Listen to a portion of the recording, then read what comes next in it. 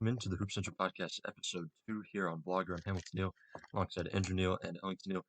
Here in tonight's show, we'll talk a little bit of recruiting news. We've had some of that come in over the last week. We'll also talk a little bit of college basketball, some grad transfer news, also some news with more top prospects making their decisions, weighing their options, college, D-League, other professional routes. We'll talk all about that coming up.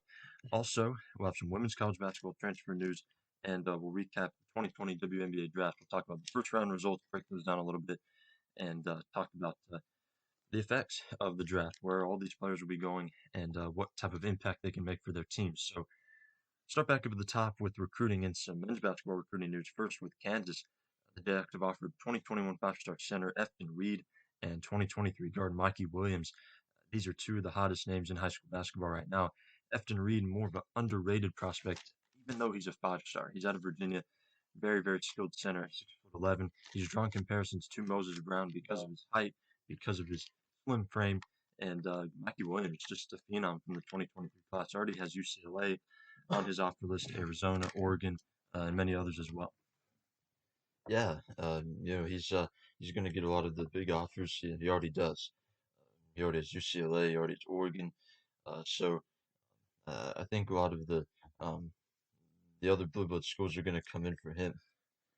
Absolutely, and it's just going to be a matter of time, I think, until the others do so. Even though he's from the class of 2023, and that fact that probably those guys are going to be going to the NBA straight out of high school won't hurt to recruit because you never know what the NBA is going to do as far as the decision is concerned. So again, the Kansas Jayhawks have offered Efton Reed and Mikey Williams, two of the best players in high school basketball. We've also, in this last week, have had two big commitments: 2021 four-star point guard Isel Silva to Stanford, and 2025 star power forward Greg Brown to Texas. Andrew, he was looking at a D-League option. He had a contract opportunity out there, Greg Brown. Yeah, he chose Texas Yeah, instead, and I think it's a good decision for him. That was his gut feeling. So. it was, and he's out of Texas, hometown kid for Texas. Big for Shaka Smart to land him because right now, I think he's still on the hot seat. He retained his job here in this offseason, but if they don't perform this upcoming season, then you're going to be looking at even more pressure on him to bring in these top recruits and not have postseason success or even get to the postseason. It's it's a tough thing. Had there been an NCAA tournament this year, Texas I don't think would have gone in. They just did not do enough. So for them and for everybody else, really no NCAA tournament, no postseason for the big men's college basketball program. So it's on to this upcoming fall, and Greg Brown will be a part of the Texas Longhorns, and he considered the D League along with Kentucky, Memphis, North Carolina. Those were the other programs that he was considering. So that's what we have in men's basketball recruiting. On the women's side, we had two big commitments from five-star point guards in the class of 2021. Olivia Miles has committed to Notre Dame, and Miles is ranked second in the ESPNW rankings for the 2021 class. And Rory Harmon is now on board with Texas. So you look at two top programs landing two top point guards. Yeah, Notre Dame still going to be recruiting very well. We already see that there. And then Texas has a lot to be excited about. With their start with Big Shape as the coach. Yeah, there's a completely new coaching staff on board. Brought pretty much everyone over from his Mississippi State staff, and I like the future there at Texas. I think they're finally going to perform at a level where they can win NCAA tournament games and make deep runs. Uh, with the previous regime, it just wasn't getting it done. They had high expectations every season and never really met those, even though they had strong recruiting.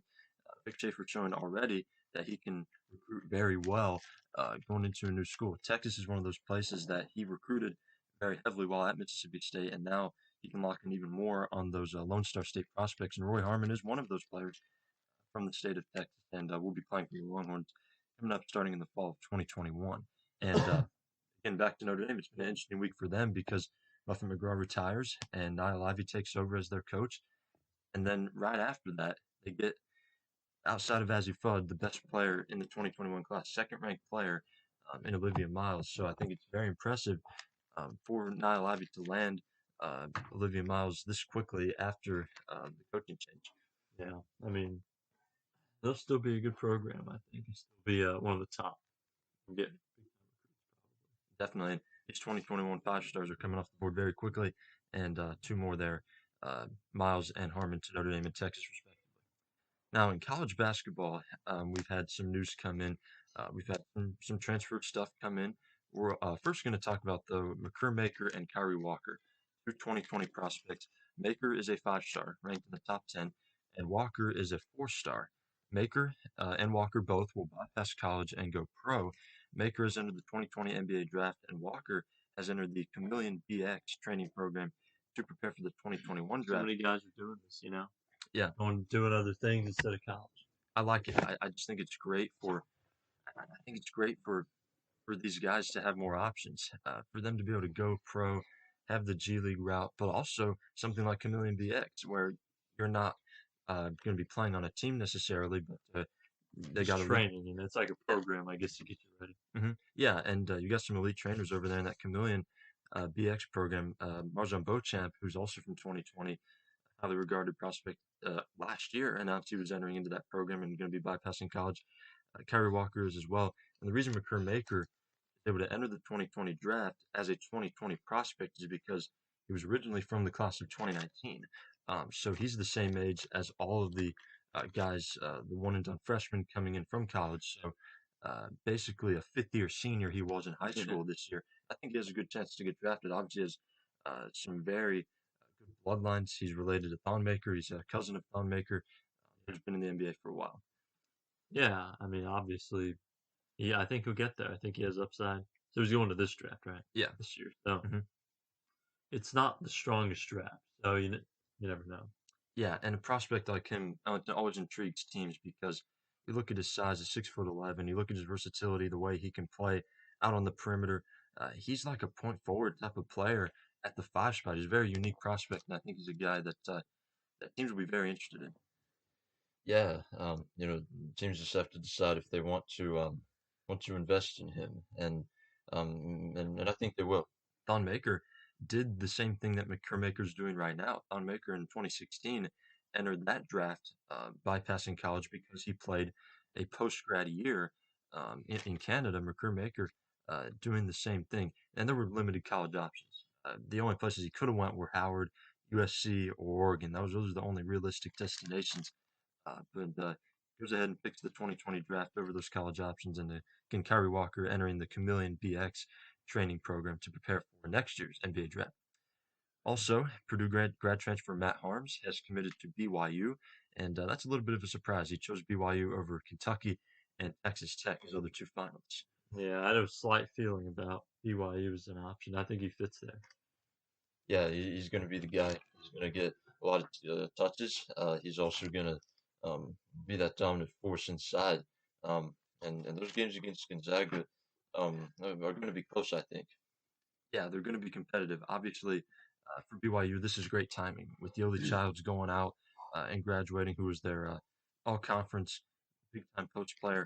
You have Matt Harms coming in to fill the void. Not only be for 1 year, again, he's a grad transfer, but he's going to make instant impact. He's very, very skilled around the basket. Not as versatile as some of the other big men as far as like jump shooting and stuff, but he's a very good player. And for them to beat out two power programs, especially Kentucky and Texas Tech, it says a lot about where BYU's at right now, and they're definitely a very good program and will compete in that West Coast Conference. Also, Francis Okoro, Oregon transfer, has committed to St. Louis. St. Louis program out of the A10, obviously, and it'll be interesting to see what he does there. Yeah, it's going to be interesting to see what he does there. I think he's um, gonna get some really good playing time. Some guys transfer because of that. Okay. Yeah, he'll get playing time. It was a little surprising to see him go there, I think. Yeah, I like it for him. I think sometimes we see these guys that play in the Power Five. They go down to the mid-major schools and they have a big impact, and they can get more playing time, and that's what it's all about. Especially in college basketball. If you're not getting off the bench, if you're not getting onto the floor, then it's going to be tough to hang around and be content with that. Most guys are going to transfer after their first year. If they're a highly regarded recruit and they're not getting playing time that first year, uh, then it's going to be a pretty easy decision to transfer. And he is at St. Louis, likely will have to sit until 2021 until he gets back into action. So that's some of our men's college basketball stuff. I saw Carolina. Someone's transferring from there. Yeah, Jeremiah Francis Yeah. is leaving there. Yeah. He was a guy who was part of this past recruiting class. He's not got much playing time. Yeah, it was just the timing wasn't right for him going into Carolina. He had an injury issue his senior year of high school, dropped in the rankings pretty big, and just didn't get off the floor that much. So he's leaving, and there's been some other stuff. Some other guys are leaving programs. To Mizzy Anderson out of Indiana. Cedric Alley is leaving Houston. So it's one of those situations where you're not getting playing time, then you're not going to get off the bench, and you're going to transfer. So that's some of our men's college basketball stuff. On the women's side of things, we've had a couple of transfers go in there as well. Dario Green is going from Tennessee to Texas A&M, and Jaden Owens is going from UCLA to Baylor. And Baylor was in the mix for Owens originally. Wow. Yeah, that's right. They recruited her out of high school. Really, really highly regarded five-star prospect coming out of high school. Just wants to be closer to home. Still play for one of the best programs, uh, if not the best right now in women's college basketball. Baylor Lady Bears, they're outstanding year in, year out. They're so well coached. They are still the defending national champions because there was no tournament this past year. This year's there was no NCAA tournament, obviously. So Baylor's still the defending champions. And I like Zario Green to Texas A&M. They have a couple of good transfer guards now. Jordan Nixon will be eligible to play this year, transfer from Notre Dame. If Green gets the waiver, which he could apply for a waiver, we could see those two in the backcourt. That could be pretty exciting for Texas A&M. And they need as many guard-heavy players in that lineup because Kennedy Carter obviously is. Yeah. So I think both of those teams are going to be good off, um, especially Baylor. They they good amount of the time get a lot of good transfers in. Yeah, not only is this an impact transfer in Jaden Owens, but they have a very good recruiting class coming in. Their recruiting classes don't have to be 5 players, 6 players. It can be a 2, 3 player class, and those players coming who have instant impact. Hannah Gusters and Sarah Andrews are top 10 players in this class and to be coming into Baylor. And Sarah Andrews definitely has a chip on her shoulder. She was not named a McDonald's All-American, which was very surprising. And that she was kind of surprised about that, as were a lot of people. I think she'll want to go into Baylor, prove that she's one of the best guards in the country. I think she'll do that. And also, Janai Crooms from Ohio State has entered the transfer portal. 4th player entered this offseason to leave Ohio State. It's tough. I mean, they had a solid year this past year, but a lot of it roster attrition. Yeah, and it's been consistent too. Every offseason we see players leaving Ohio State. Even Maryland, same can be said for them. These Big Ten programs have kind of suffered. I just don't know what it is about Ohio State. We see a lot of players leave every year, and we knew with the 6-player freshman class in 2019, not all of those players were going to stay. There's a big class coming in 2020. There's just not quite room for everybody on that team. And Janai Crooms, as a guard, got playing time, was a starter, but for whatever reason is leaving, as is Kirsten Bell, who was their highly regarded freshman from this year. So it makes it even more important for Kateri Poole, the McDonald's All-American guard coming in for 2020, who's a 5-star, to be big right away for them. So again, Janai Crooms entering the transfer portal, leaving the Ohio State Buckeyes program. And finally tonight, we're going to talk about the 2020 WNBA Draft. We're going to go over the first round results on our website, hoopsent.blogspot.com. We have the full draft results under our WNBA Draft recap article. Go into that, you'll find all the results through all 3 rounds of the draft. But here we're going to talk about the first round, kind of break that down a little bit. The New York Liberty and Dallas Wings are the 2 teams that really dominated the first round. The number 1 overall pick was Sabrina Ionescu from Oregon. That was no surprise. Again, this draft was held back on Friday. Ionescu goes number 1 to the Liberty out of Oregon. Also out of Oregon to the Dallas Wings at number 2 was Satu Sabally at number 3. Lauren Cox of Baylor went to the Indiana Fever. The Atlanta Dream picked up Kennedy Carter out of Texas A&M at number 4 overall. The Dallas Wings had two other picks after number 2 overall, where they picked up Savely. At number 5, they picked up Bella Allaire of Princeton. The Minnesota Lynx picked up Mekhi Herbert Harrigan of South Carolina at number 6 overall. Dallas held also the 7th overall pick, and they drafted Tasha Harris, point guard out of South Carolina. At number 8, the Chicago Sky drafted Ruthie Hebert from Oregon. Again, 3 players from Oregon going in the first round of the draft here. Megan Walker of UConn, picked up by the New York Liberty at number 9. Jocelyn Willoughby was picked up by Phoenix at number 10 out of Virginia, but later on draft night was traded to the New York Liberty. So New York picking up yet another player there at number 10. At number 11, Khadija Laxa went to the Seattle Storm. Laxa out of Latvia, formerly played with the USF.